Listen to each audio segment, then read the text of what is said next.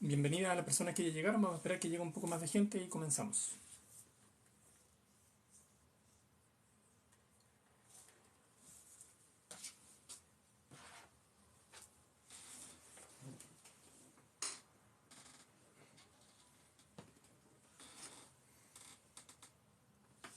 Un saludo a Mapacha, muchas gracias por estar por acá.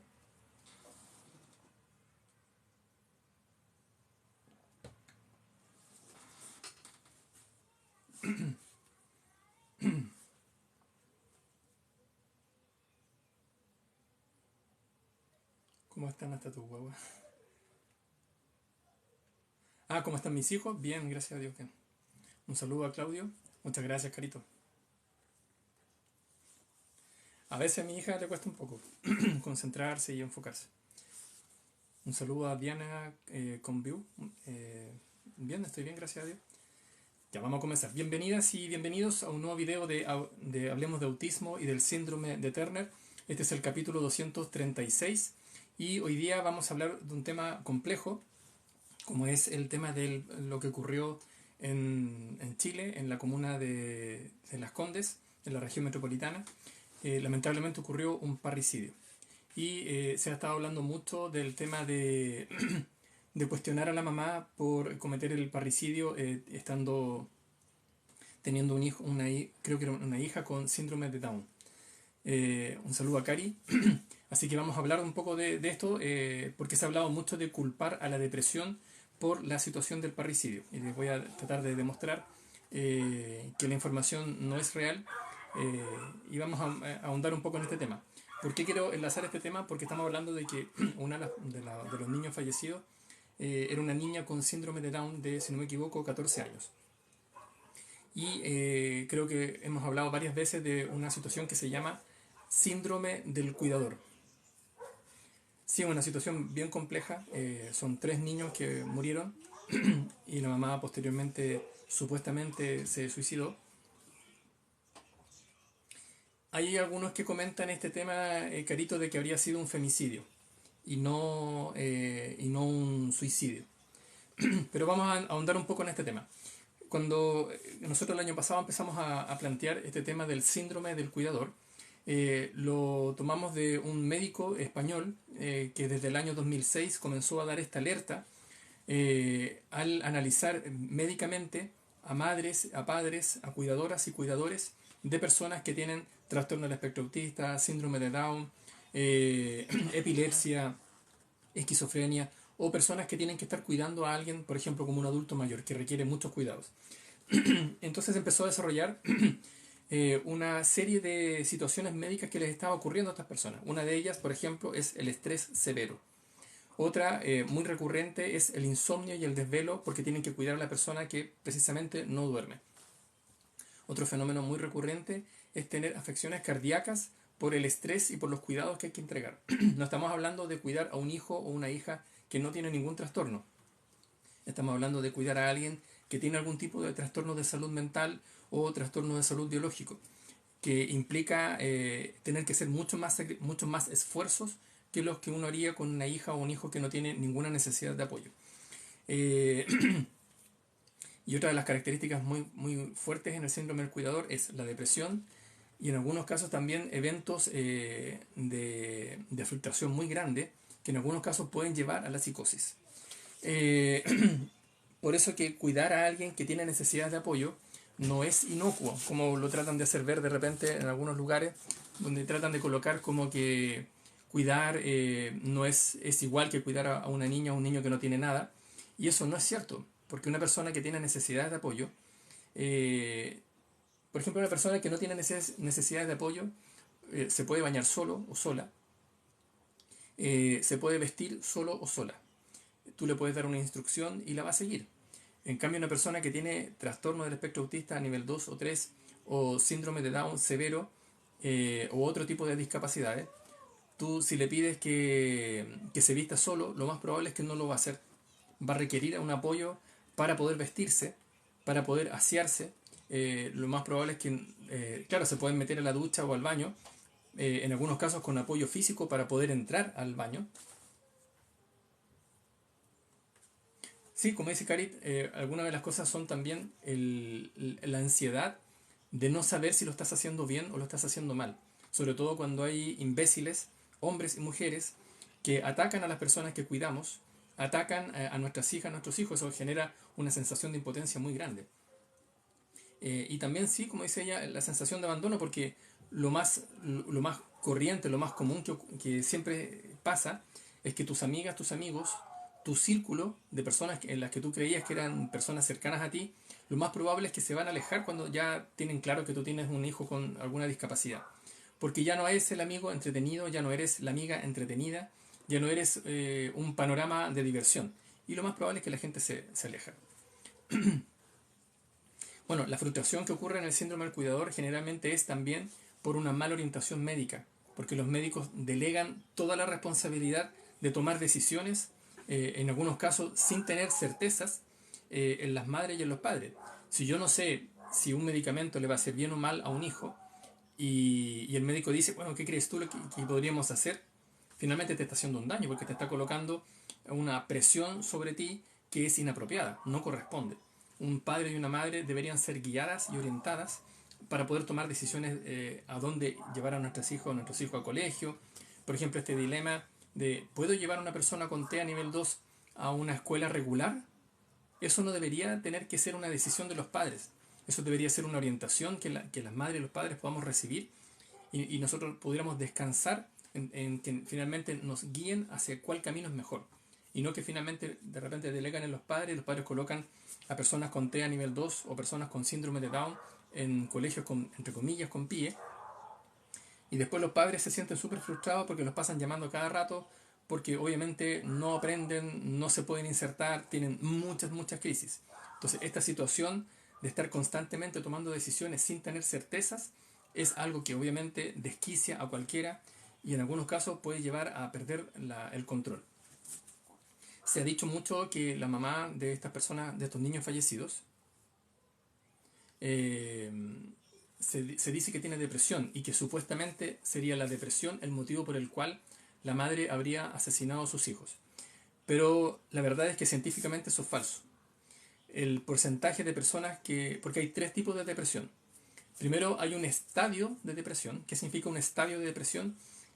Todos nosotros, no teniendo características depresivas, podemos tener episodios o estadios, se llama estadios como un periodo de tiempo, en el que podemos tener muchos síntomas de depresión, pero no ser depresivos.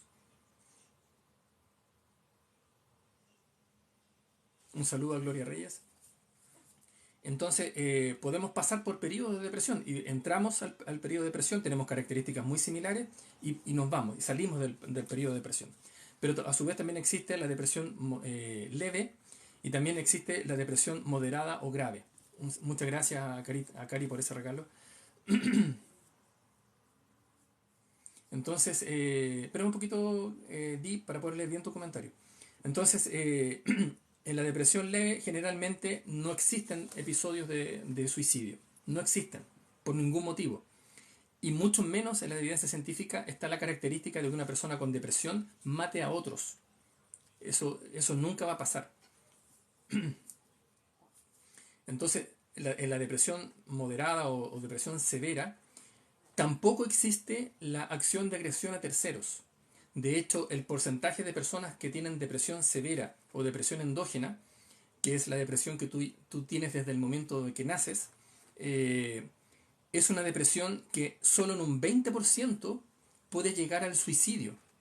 O sea, lo normal de una persona con depresión, lo común es que no se suicida. Otra cosa es que la persona está constantemente pensando en suicidarse, que es lo que se llama la ideación suicida. Ideación viene de estar imaginando, estar pensando constantemente, yo me debería morir, quizás yo no debería existir. Bueno, esas cosas, esa ideación, es algo que ocurre solo a nivel cognitivo, solo a nivel mental. No es algo que la persona va a ejecutar. Por eso les digo que, según los estudios, entre el 20 y 26% de la población es máximo la que se llega a suicidar. De hecho, en la depresión leve prácticamente no existe un rango de suicidio.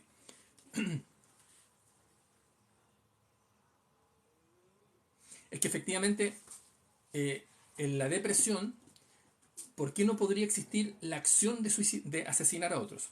Primero, porque la depresión no está en la mente, que es algo que por mucho tiempo se creyó, se habló, se discutió y se ha hecho sentir hasta el día de hoy muy mal a las personas que tienen depresión. Eh, la depresión es biológica. ¿Por qué es biológica? Porque baja la presión arterial, baja la función del sistema inmunológico. Por eso las personas que están con depresión se enferman mucho más fácil que una persona que está sin depresión.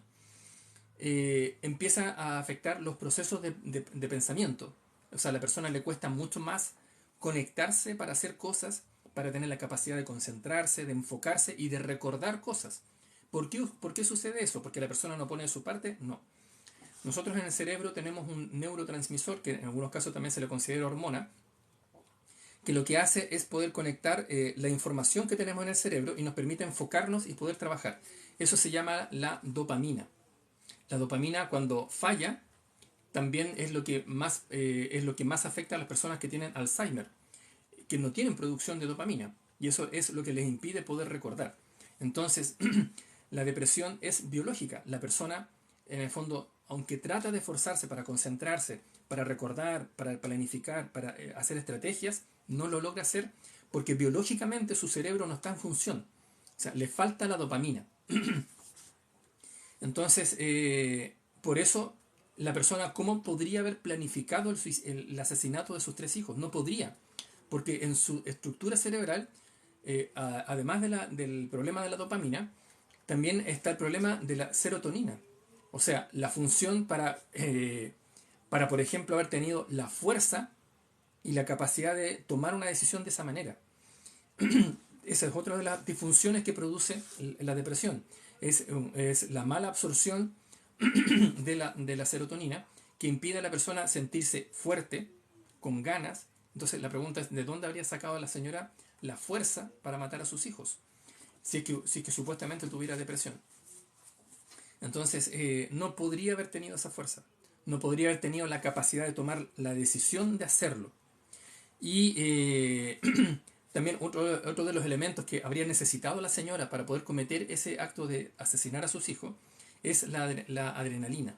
Y para la adrenalina, para tener esa como ganas de hacer algo y sentirse fuerte y enfocado, habría necesitado cortisol. O sea, habría necesitado el estrés necesario para tener la fuerza de hacerlo. Y no lo puede tener, porque una de las afecciones biológicas que produce la depresión es el problema de tener disfunción en el cortisol. O sea, la persona no tiene esa como energía para hacerlo. Recuerden que el estrés es sano también. Es bueno tener ciertos niveles de estrés. Entonces, el exceso de estrés es por un exceso de cortisol. Pero la falta de cortisol es lo que lleva a las personas con depresión a no tener, en el fondo, no tener ni siquiera la voluntad, ni siquiera la fuerza para hacer cosas. Por eso muchas veces las personas con depresión se ponen en posición fetal en la cama o en los sillones o en todos lados. O sea, ni siquiera se puede en el propio cuerpo. Entonces, ¿de a dónde podría haber sacado la fuerza? Porque hablemos algo súper crudo. Quitarle la vida a una persona no es algo fácil. Yo estudié karate y nosotros teníamos que ocupar elementos cortantes. Y la verdad es que no es algo así como que la gente ve en las películas que llegan y enterran un objeto. No es tan simple. El cuerpo humano tiene mucha resistencia física. La anatomía no permite llegar y quitar la vida a una persona tan fácilmente. Entonces, primero, no habría tenido la capacidad de conectarse con ese tipo de estructuración para planificar tres homicidios. Tres, no uno, tres. Después, no habría tenido la fuerza, la energía física para poder hacerlo.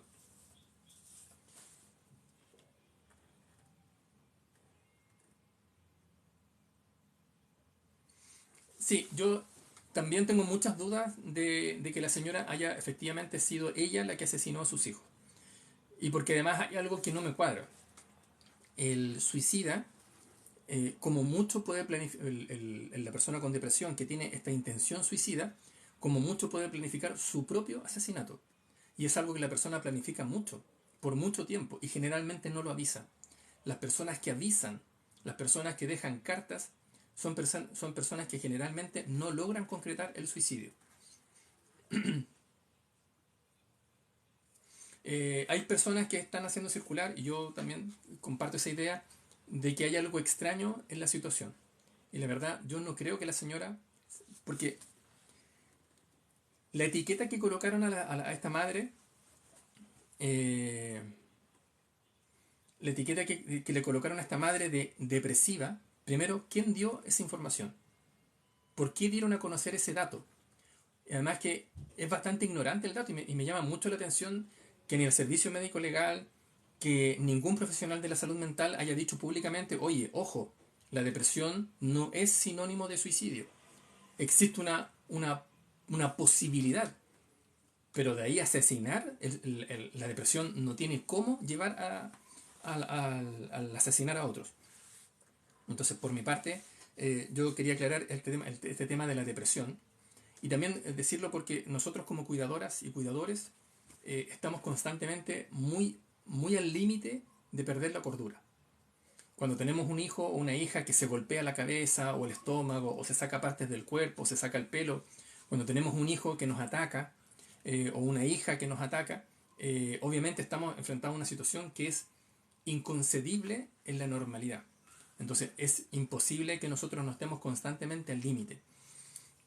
Pero también ahí hay un parámetro importante. Ellos no vivían, por ejemplo, como yo, en Maipú.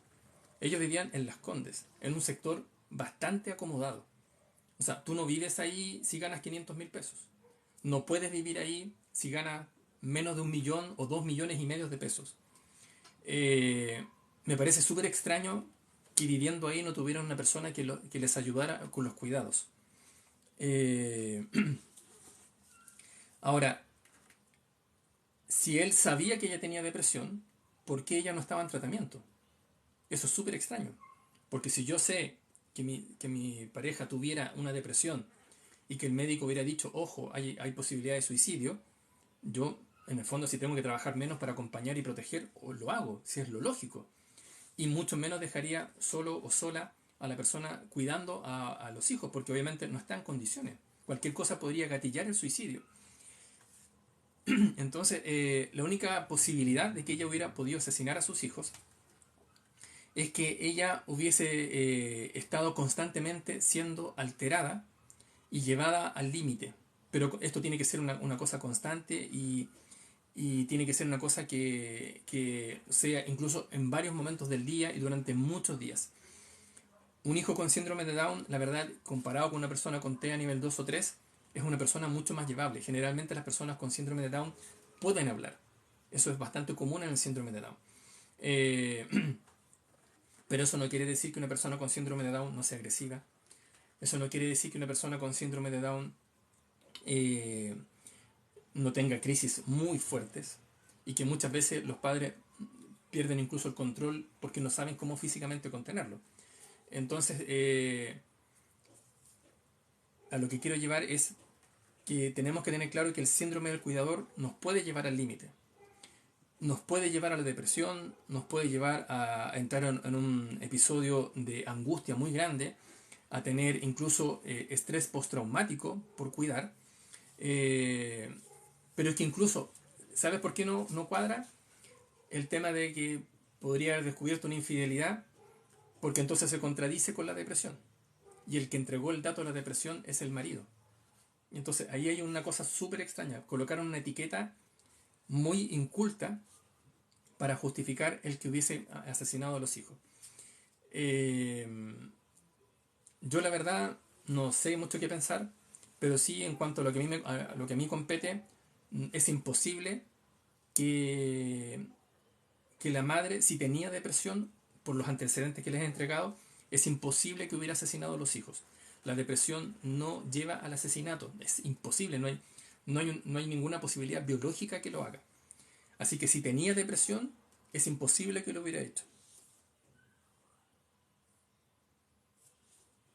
Eh,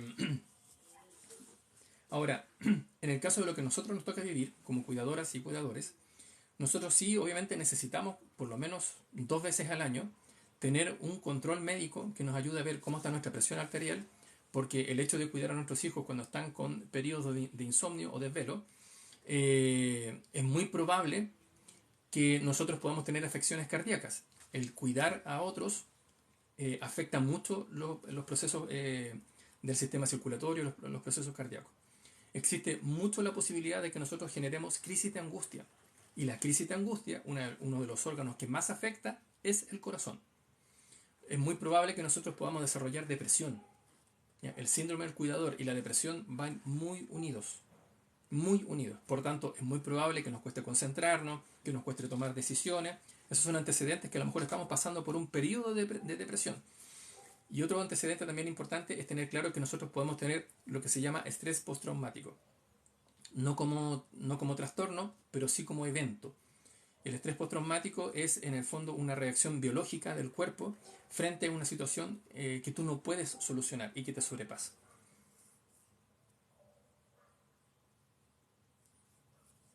La verdad es que no sé. Iba a escribir a la radio Bio Bio con quien tengo algún tipo de comunicación para dar una opinión con respecto a esto, pero me llamó mucho la atención porque conozco a los peritos del servicio médico legal, conozco por lo menos a 4, y una de las personas que conozco acá en Santiago, la verdad es que ella tiene súper claro que es imposible que una persona con depresión mate a otros. No, es que no hay forma. Es un tema biológico, no hay ninguna posibilidad. Salvo que la persona hubiera tenido una psicosis. E incluso, aunque hubiese tenido una bipolaridad compleja, tampoco habría podido. Eh, entonces, la verdad es que esto es súper raro. Es muy extraño, es muy doloroso también. Hay gente que atacó mucho a la mamá públicamente porque decían, ¿por qué no dio en adopción a su hijo? O sea, seamos sinceros, hoy en Chile prácticamente los niños que son adoptados son los más bonitos, los que no tengan ningún problema médico y por supuesto que no tengan ningún tipo de afectación de trastorno o de síndromes. Eh, entonces, la verdad es que también es bien inculto culpar a la madre por no haber dado en adopción a su hija con síndrome de Down, pero viejo, si ya tenía 14 años. Hay gente que dice, no, pero si tú sabes cuándo vas a tener un hijo con síndrome de Down. No siempre, no siempre. Hay familias que se han enterado del síndrome de Down cuando su hijo o su hija nace. Ya estamos en pleno siglo XXI. A veces sí se logra detectar antes, pero otras veces no.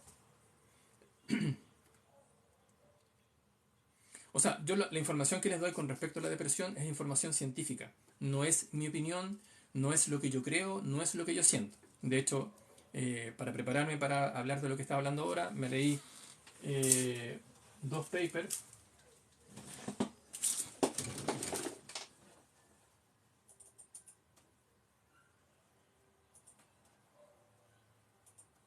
Este es uno de ellos, que es de la depresión y la etiología. Etiología es como las características biológicas que llevan una enfermedad. Y me leí otro de psiquiatría y depresión. Porque en el fondo uno siempre tiene que ver si ha salido algún documento nuevo, etcétera. Entonces, la información que le he dado con respecto a la depresión, con respecto a la dopamina, la serotonina, el cortisol, es información fidedigna, es información actual. Este paper es del 2021, o sea, es información plenamente vigente.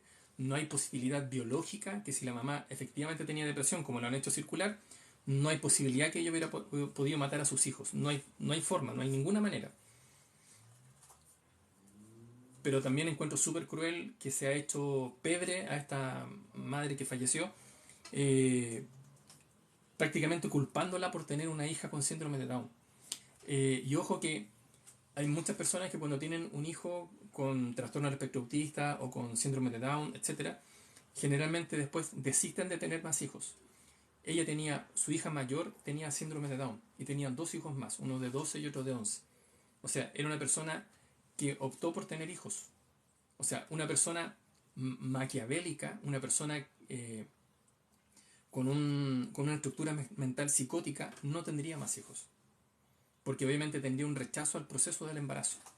Entonces, la verdad es que no podría una persona psicótica haber tenido, después de tener un hijo con síndrome de Down, haber elegido tener más hijos, porque la probabilidad de tener otro es muy alta. Si tú tienes un hijo con síndrome de Down, la posibilidad de tener otro es casi un 50%. Entonces, si ella tomó la opción, suponiendo que fue un acto voluntario, de tener 2 hijos más, no hay forma, si es que ella hubiese tenido esa estructura psicótica, después de tener un hijo con síndrome de Down, que volviera a optar por tener más hijos. No, la medicación que se usa para la depresión, precisamente una de las cosas que, uno de los compuestos de los medicamentos es precisamente evitar la psicosis. Entonces, la verdad es que no hay forma de que sea así. No es fácil la vida cuando uno tiene un hijo con... Es que hablemos de una cosa súper importante. Ella ya tuvo la valentía de tener una hija con síndrome de Down. Y su hija tenía 14 años. Después tiene, 2 años después, tiene otra hija más. Y después, 2 años siguientes, vuelve a tener otro hijo. Una persona que tiene una estructura psicótica no va a tener más hijos. No lo va a intentar. Porque, les recuerdo, la probabilidad de tener un otro hijo con síndrome de Down es muy alta, muy, muy alta. Y ella, si hubiese tenido una forma de rechazo por su psicosis, una agresividad, un rechazo a la vida, ella no habría tenido otro hijo.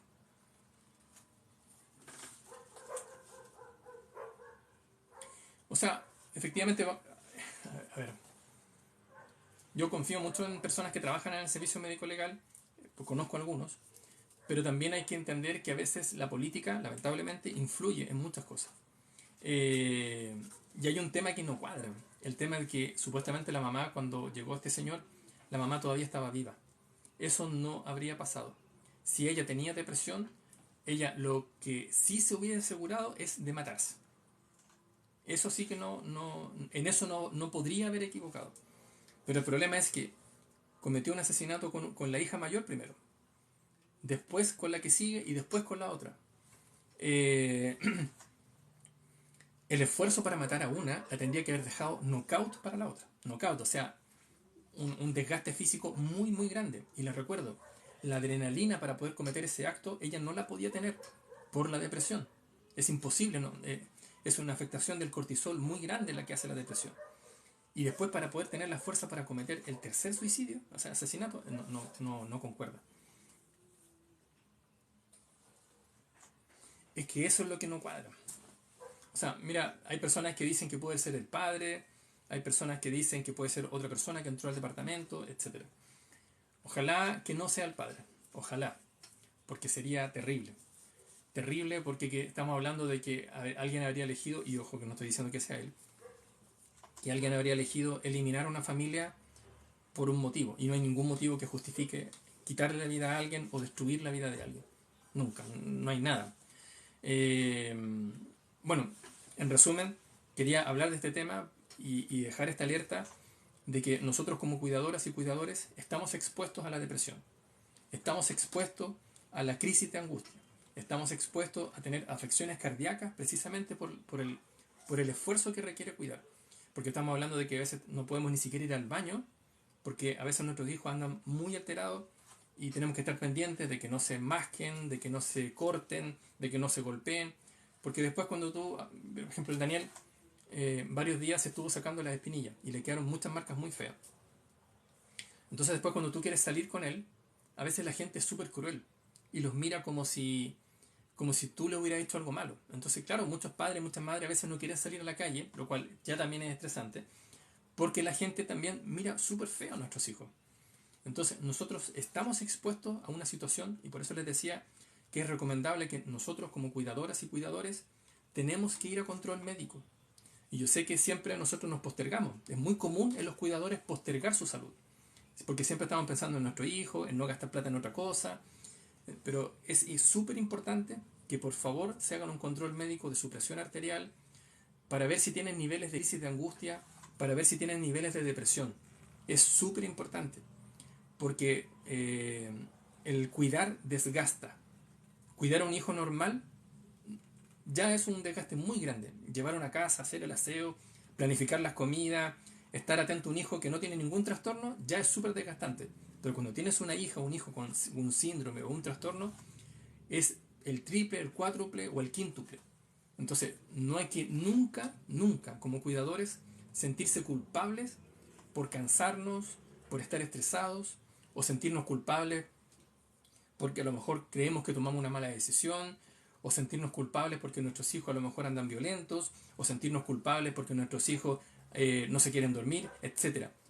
La culpa es algo muy recurrente en el síndrome del cuidador. pero hay que luchar contra la culpa. No somos culpables de que nuestros hijos tengan eventos de agresividad. No somos culpables de que nuestros hijos anden irritables. No somos culpables de que nuestros hijos tengan insomnio. Eso es parte del trastorno. Lamentablemente el trastorno del espectro autista es así. No somos culpables si nuestros hijos tienen TEA nivel 3 o TEA nivel 2, porque eso es algo biológico. No hay ninguna terapia en el mundo que haga que una persona con TEA nivel 3 deje de tener TEA nivel 3 o una persona con TEA nivel 2 deje de tener TEA nivel 2, y mucho menos, no hay ninguna forma en que una persona con TEA nivel 1 pase a tener TEA nivel 2 o TEA nivel 3. Es algo con lo que nuestros hijos nacen. No tenemos la culpa. Nunca se sientan culpables por el autismo de sus hijos, por el síndrome de Down de sus hijos o por el TDAH de sus hijos. No hay ningún marcador biológico que permita que una persona herede a un hijo el TEA, el TOC o el trastorno de déficit de atención o hiperactividad. Lo único que uno podría heredar a un hijo es la bipolaridad o la depresión endógena. Son los únicos de los que estamos hablando ahora que podríamos heredar. Pero el TEA, el TOC y el TDAH, tú no lo puedes heredar a tus hijos. No, no puedes, no hay ninguna forma.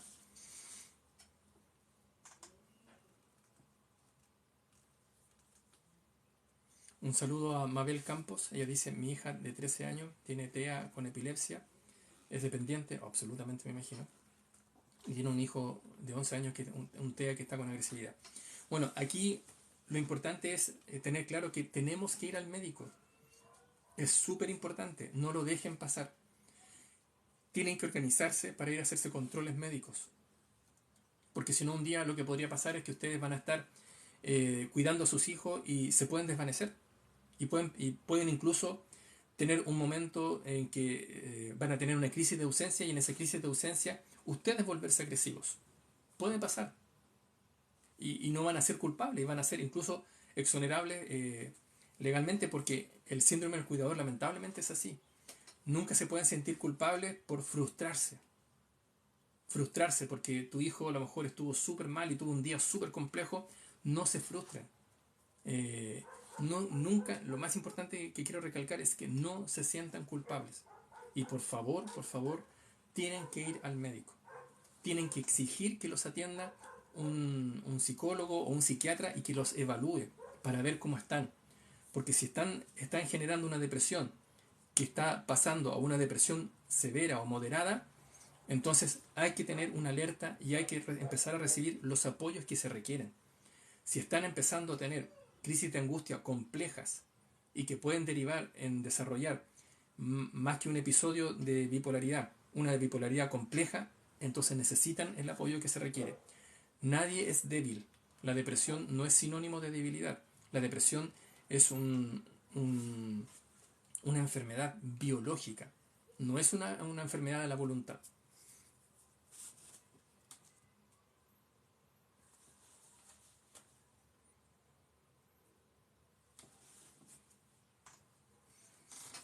Eh, yo sé que lo que tú dices, Di, pasa mucho por el pensamiento de nosotros. De repente pensar que somos malos padres o que somos malas madres.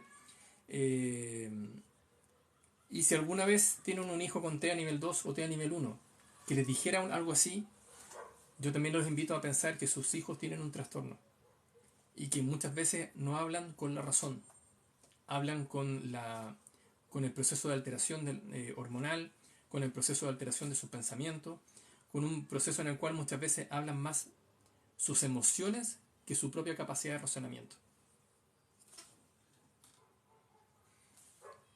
Mi mamá él dice que ella vive el día a día sin expectativa, que está en tratamiento hace 13 años por depresión. Es que cuidar es algo que te desgasta. Porque también cuando tú cuidas a una persona que tiene TEA nivel 2, TEA nivel 3 o síndrome de Down, tú también te estás enfrentando a algo que tú sabes que no se va a solucionar. Que tú sabes que esto va a ser así para siempre. O sea, no va a haber un momento en que tu hija o tu hijo deje de tener síndrome de Down, o deje de tener TEA nivel 2 o deje de tener TEA nivel 3.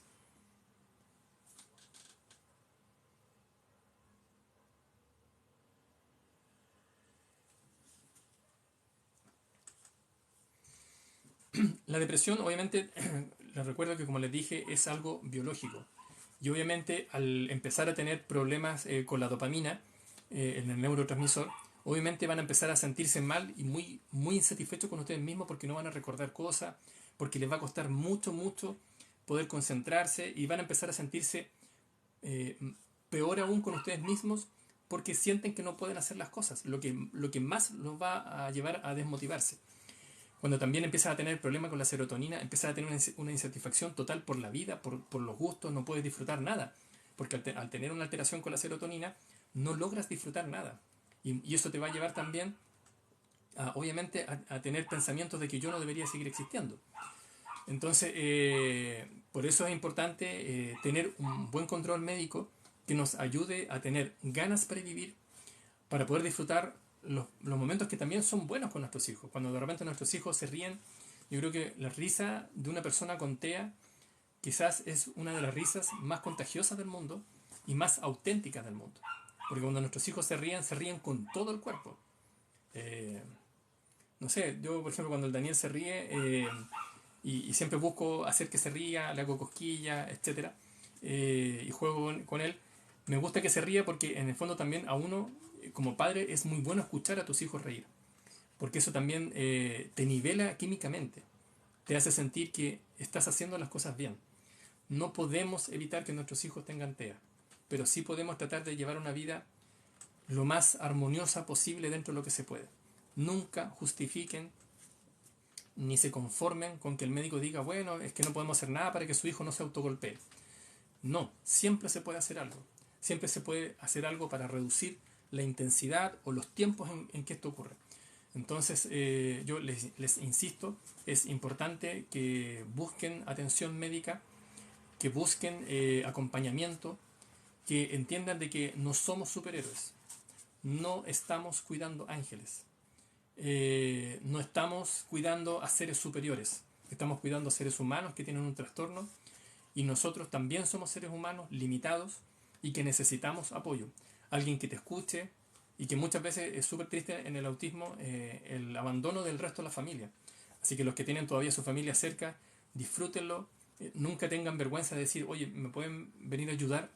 Porque necesito dormir. Si tú tienes un familiar que tiene un hijo o una hija con TEA, el mejor regalo que le puedes hacer, más allá de una cocina, un microondas, una freidora, lo que sea, el mejor regalo es duerme y yo voy a ver a tus hijos mientras tú duermes. Ese es el mejor regalo. Porque cuando un ser humano duerme, se regenera a nivel celular, crea proteínas, limpia las toxinas que se producen en el cerebro por las combinaciones químicas, se regeneran las paredes intestinales, nuestro músculo cardíaco también se limpia y se oxigena. Entonces, dormir es extremadamente necesario. Así que yo les hago esa invitación a que estemos atentos porque el síndrome del cuidador no es algo para jugar. El síndrome del cuidador existe, nosotros mismos lo estamos viviendo, somos la encarnación del síndrome del cuidador y tenemos que estar atentos y necesitamos ayuda. Y con respecto a lo que ocurrió, porque muchas personas decían, pucha, a mí no me gustaría nunca llegar a hacerle eso a mis hijos. Y si tienen depresión, nunca lo van a hacer, nunca, no hay ninguna manera que lo hagan. Efectivamente las redes de apoyo se van, por eso yo a lo mejor a veces, déjeme tomar líquido un poquito.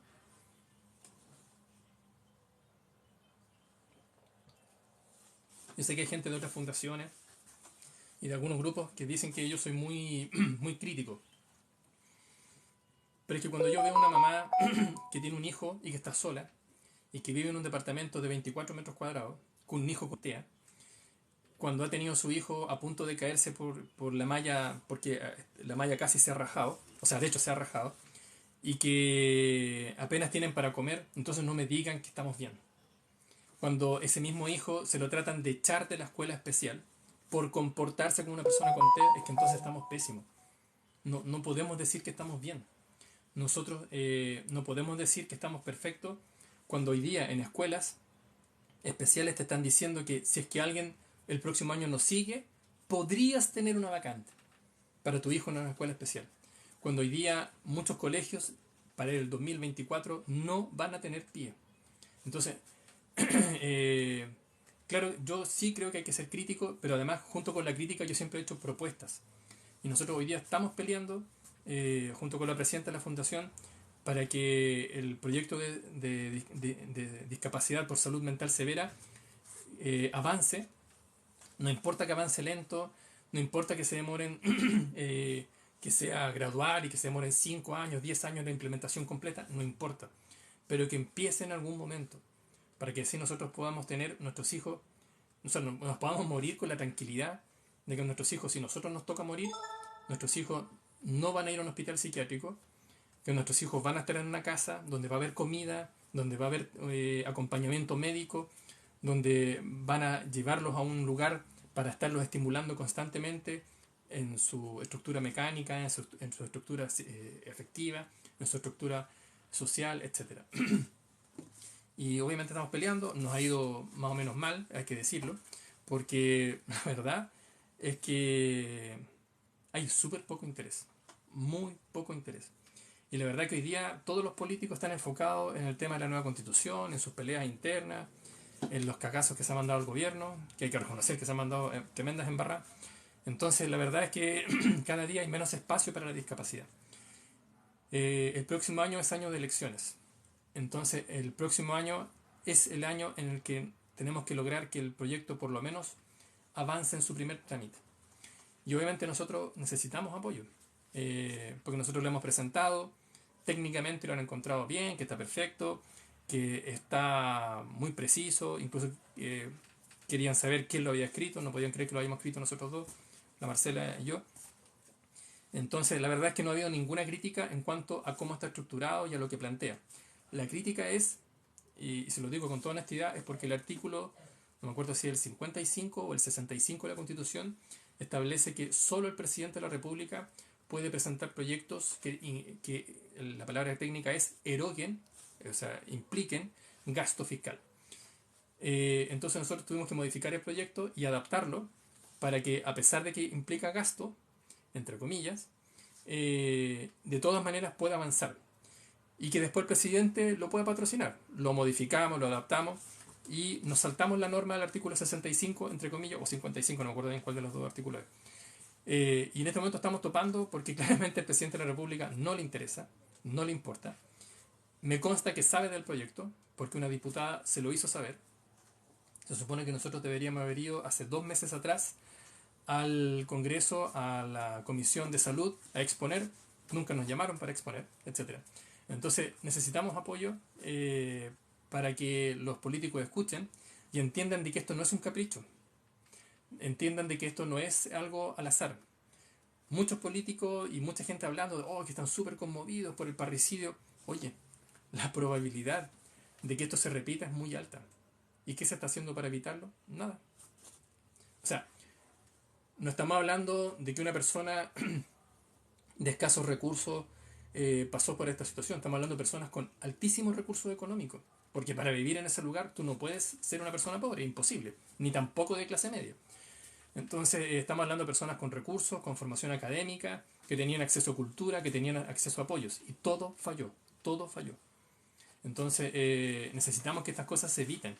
Y la forma de evitarlo es legislando, entendiendo que la discapacidad por salud mental severa es un problema de salud, porque afecta a la persona, y estamos hablando de entre el trastorno del espectro autista, el síndrome de Down, la bipolaridad severa, la esquizofrenia severa, la psicosis severa, estamos hablando de más de 1 millón de personas.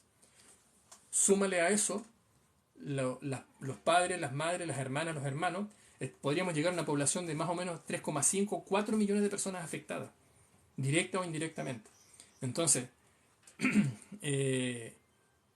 ¿por qué no legislar por algo que es tan concreto? Y además es una obligación internacional. Chile firmó un tratado, se lo he explicado varias veces, el Tratado Internacional de Discapacidad del año 2008, Chile lo ratificó el año 2010, entonces es una obligación, no es si el presidente quiere o los diputados, la diputados le da la gana o no, es una obligación internacional.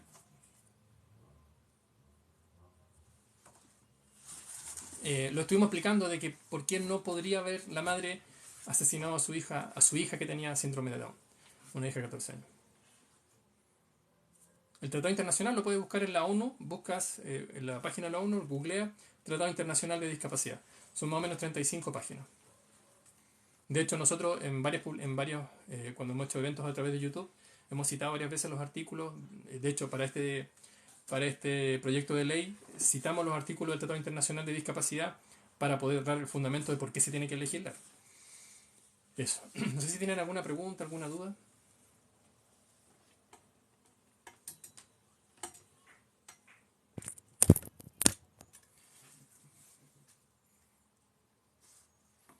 Es que el proyecto en este momento lo hemos dado a conocer a la diputada Elia Molina, al diputado Celis y a la diputada, ¿cómo se llama? Una que es de acá, del sector de Maipú, no me acuerdo cómo se llama, pero eh, Viviana, es una que no votó el proyecto de ley de reajuste fiscal, una que no lo votó, ella es, y además se le hizo saber al diputado, ¿cómo se llama? Uno que es de derecha, Alessandri, y se supone que el senador Gaona nos debería haber llamado para una, ¿cómo se llama? Para una audiencia, la pedimos formalmente, pero parece que, no, espero que esté bien de salud y no sea ese el motivo, o ya no nos quiere pescar mucho, pero no sé. Eh, Ahora, unirse con escuelas especiales es difícil porque las escuelas especiales son un negocio, tienen que recordar eso, y ellos, la verdad es que no tienen mucho pito que tocar en esto. Es que la mayoría de las fundaciones en autismo, y digo la mayoría, no todas, ellos ven el autismo, o sea, no reconocen que existe el autismo severo, partamos de esa base. No reconocen que existe la discapacidad. Entonces, claro, como la mayoría no tiene integrantes que tienen TEA nivel 2 o TEA nivel 3, no viven este mismo problema. Eh, entonces, claro, nosotros no estamos muy bien mirados porque dicen que nosotros, por culpa de nosotros, el proyecto dice trastorno del espectro autista, etcétera. Nosotros contamos con la base de las personas que están adheridas a la fundación, que si no me equivoco son 243 familias, eh, y esperamos poder contar con más apoyo. La adhesión a la fundación es totalmente gratuita, no hay mensualidad, nada de eso, y es precisamente para poder apoyar este proyecto de ley, que es lo que nosotros siempre hemos propuesto en la página de la fundación. Lo mismo que sale en las propuestas de la fundación es lo mismo que está puesto en el proyecto de ley, pero de manera como cuerpo legal. Eh, lo que pasa es que en este momento, como les dije, yo de hecho escribí un libro hace poco que no tiene que ver con autismo, tiene que ver con abuso sexual clerical. Eh, y la verdad es que tampoco hay mucho espacio para poder exponer el libro en la televisión. Yo he ido a la tele, he dado charlas y cosas así. Pero en este momento todo está enfocado en el tema de la Constitución. Y mientras ese tema no termine, muchos otros temas no van a tener espacio.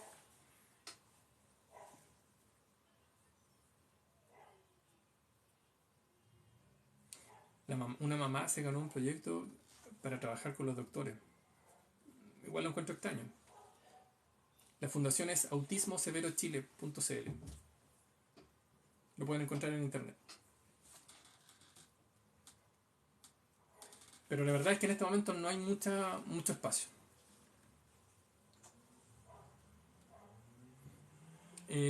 No, de hecho, si ustedes ven las publicidades de productos, yo veo súper poca tele, pero sí veo de repente comerciales eh, por publicidades que me llegan y cosas así. Y yo les diría que hace unos 3 años atrás se hacía publicidad con personas con discapacidad. Pero hoy día, en este momento, todas las publicidades, todas, no tienen a nadie que sea diferente. Sí hay mucha publicidad para personas que son homosexuales, etcétera, pero la discapacidad no existe en la televisión. Mira, es que el tema es lo que la gente cree, porque a ver, hoy día las fundaciones cada vez van a recibir menos proyectos por lo que pasó con las otras fundaciones. Pero las fundaciones, nosotros somos una fundación sin fines de lucro, como debieran ser todas, pero nosotros no hicimos una fundación para entregar terapias, porque lo que nosotros estamos buscando es que el Estado cumpla su función y que por ende, si nosotros, por ejemplo, nosotros tenemos gente que está de Arica a Punta Arenas, entonces no podríamos tener un sector de la fundación en cada región del país porque es imposible, no tendríamos cómo pagarlo.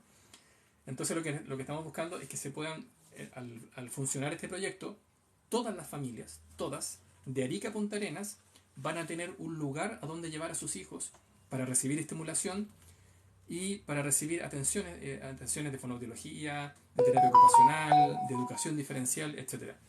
Y en el caso de que nosotros nos toque fallecer, en cada región va a haber un lugar donde sus hijos van a poder vivir, que no va a ser ni un hogar de ancianos ni un hospital psiquiátrico. Eso es lo que estamos buscando.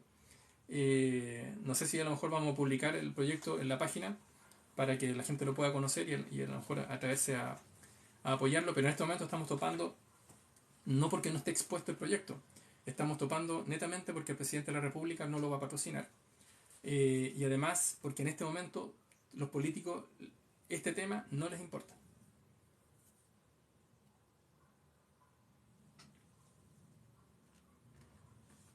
Es que nosotros ya somos una fundación, no necesitamos el apoyo de otra fundación.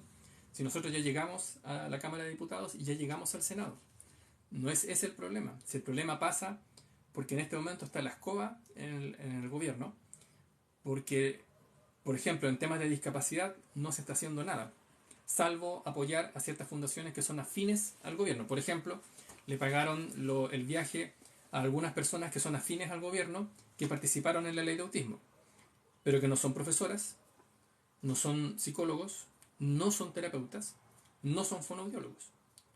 Los mandaron simplemente a una pasantía a España de autismo y no tienen ninguna competencia porque ellas no pueden dar terapias y simplemente es un premio por haber apoyado al gobierno en el tema de la ley de autismo. Pero nosotros, por ejemplo, nosotros entregamos antecedentes, participamos en la modificación del proyecto de ley y el proyecto de ley se llama Proyecto de Trastorno del Espectro Autista por la influencia que nosotros hicimos junto con el senador Gaona y la Fundación Autismo Cuarta Región. Lo que tienen que entender es que esto es netamente un tema legislativo. No es un tema de que otra fundación lo apoya o no lo apoya. Las fundaciones pueden apoyarlo si es que quieren. De hecho, una vez que empiece la tramitación propiamente tal del proyecto, hay que hacer un llamado nacional a todas las agrupaciones de síndrome de Down, a todas las agrupaciones de bipolaridad severa, de esquizofrenia, etcétera, etcétera. Porque este proyecto no es solo para el autismo. Es un proyecto que abarca el síndrome de Down, el trastorno del espectro autista nivel 2 y 3 y otros trastornos más. Porque si no, claro, sería un proyecto súper egoísta y súper monotemático.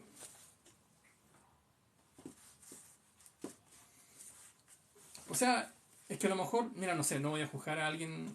O sea, yo conozco fundaciones y agrupaciones que ellos, entre los padres y los participantes, entre todos ponen dinero para poder tener un fonoaudiólogo, porque acuérdense que todo el mundo cree que la fonoaudiología es la solución para el autismo. El problema es que ¿qué haces tú con una persona que ya tiene 14 años, 13 años, 11 años, ya no habló? ¿Cuál es el sentido de seguir haciéndolo trabajar con un fonoaudiólogo? No tiene ningún sentido.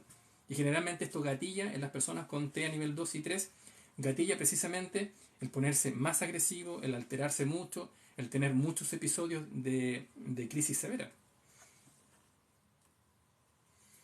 O sea, si alguien va a recibir fondos del gobierno, me alegro. Nosotros no lo vamos a recibir, ni tampoco lo hemos buscado, porque nosotros no andamos buscando entregar terapias. Porque, insisto, nosotros para eso tendríamos que tener un lugar en cada región del país y eso es imposible. Por eso, lo que nosotros planteamos es tener un lugar en cada región del país. De hecho, en el mismo proyecto de ley se ve cómo implementarlo y además se explica por qué no sería todo el gasto que se cree que podría tener. Por ejemplo, en el caso de las personas T nivel 2 y 3, síndrome de Down, etc., todos tienen que tener su credencial de discapacidad. Por ende, todos tendrían su pensión de discapacidad. ¿Eso qué significa? Que cada persona inherentemente aportaría su pensión de discapacidad para el centro y por ende se financiaría. Con respecto a las personas que trabajarían, también está explicado cómo hacer que el personal que va a trabajar sería un costo mucho más bajo para el Estado.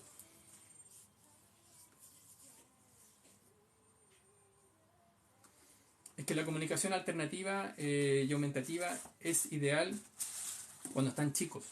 Cuando ya están grandes es otro proceso, porque ya el cerebro ya dejó su parte tan plástica y muchas estructuras neuronales ya se formaron.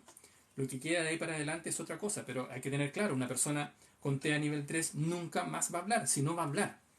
Lo lleven a donde el Papa, lo lleven a donde un marciano, lo pongan en un reactor nuclear, no va a hablar. Si esto de vender terapias para que tu hijo va a hablar, no, si no va a hablar. O sea, lo normal en el autismo es no poder hablar. Eso es lo normal. Lo otro, un saludo a Andri Conti, un saludo a Constitución, a la ciudad de Constitución.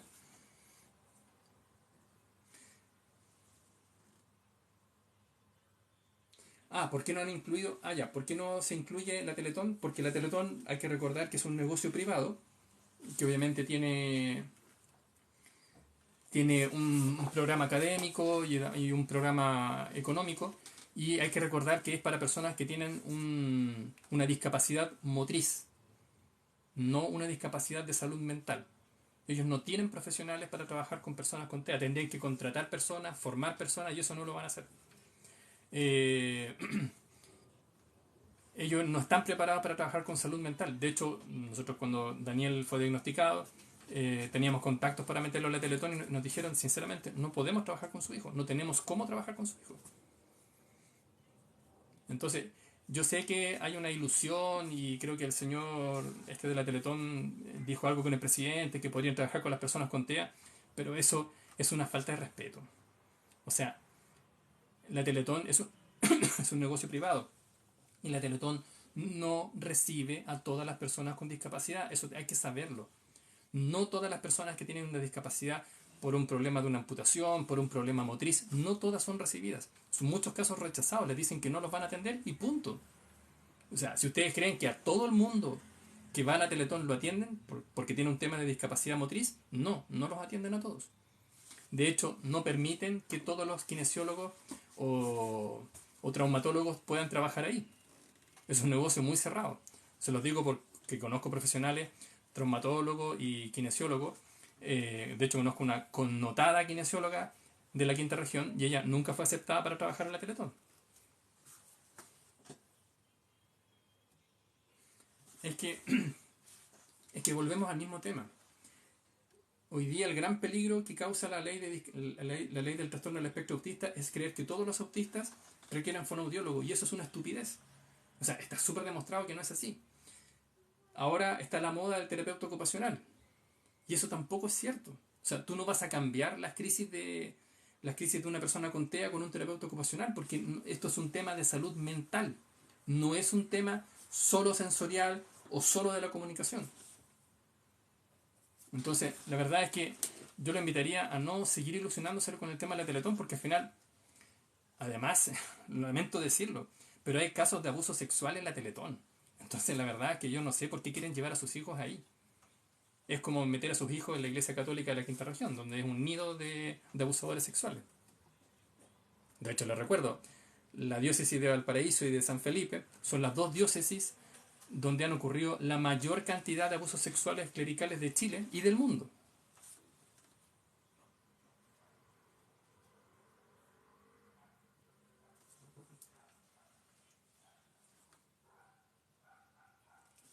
Un saludo a Silvana.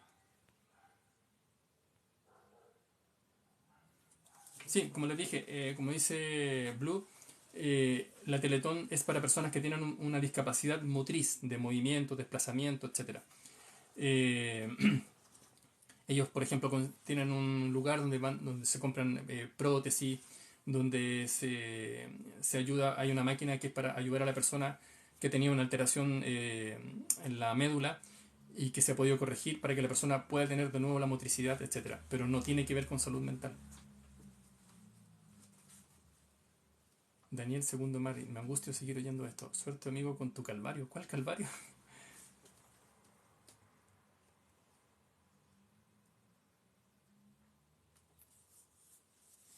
Mabel dice, yo llevo a mi hija desde los 2 meses, ahora tiene 13 por parálisis cerebral y en Teletón.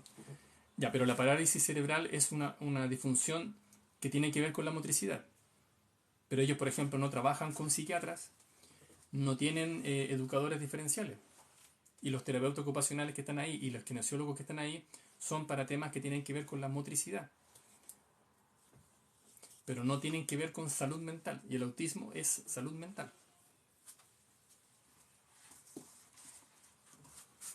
O sea, es que, a ver, la especialidad de neuropsiquiatra no existe. O es neurólogo o es psiquiatra. Ahora, hay neurólogos que además han sacado la especialidad de psiquiatría. Pero la verdad es que la neurología es buena para el TEA hasta como los 4 años. De ahí en adelante no, se requiere solo psiquiatra. Entonces, yo sé que, claro, sería súper lindo porque ellos tienen varias instalaciones en varias regiones del país, no en todas las regiones del país.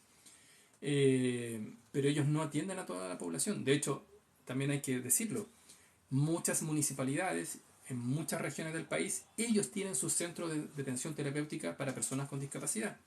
La Teletón no es la que entrega todas las prótesis a todas las personas que lo requieren. A muchas personas sí, pero a todas las personas no.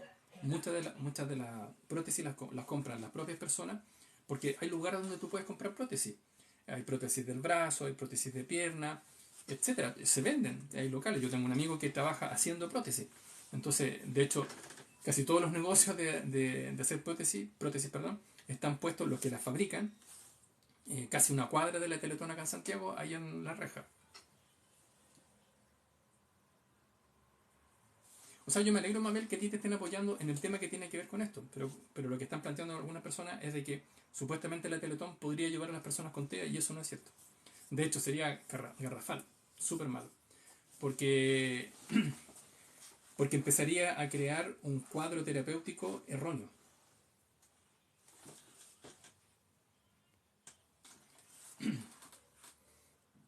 Eso.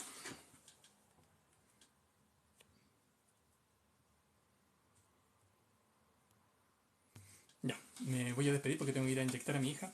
Muchas gracias por escuchar y también les recuerdo que todas las personas que cuidan tienen que ir a un control médico, es importante. Ojalá para los que no lo vieran, lo voy a publicar mañana en el canal de YouTube para que puedan, en el fondo, releer las partes importantes que les expliqué con respecto a la depresión, que es muy común que pueda ocurrir en una persona que cuida a alguien que tiene trastorno del espectro autista o síndrome de Down.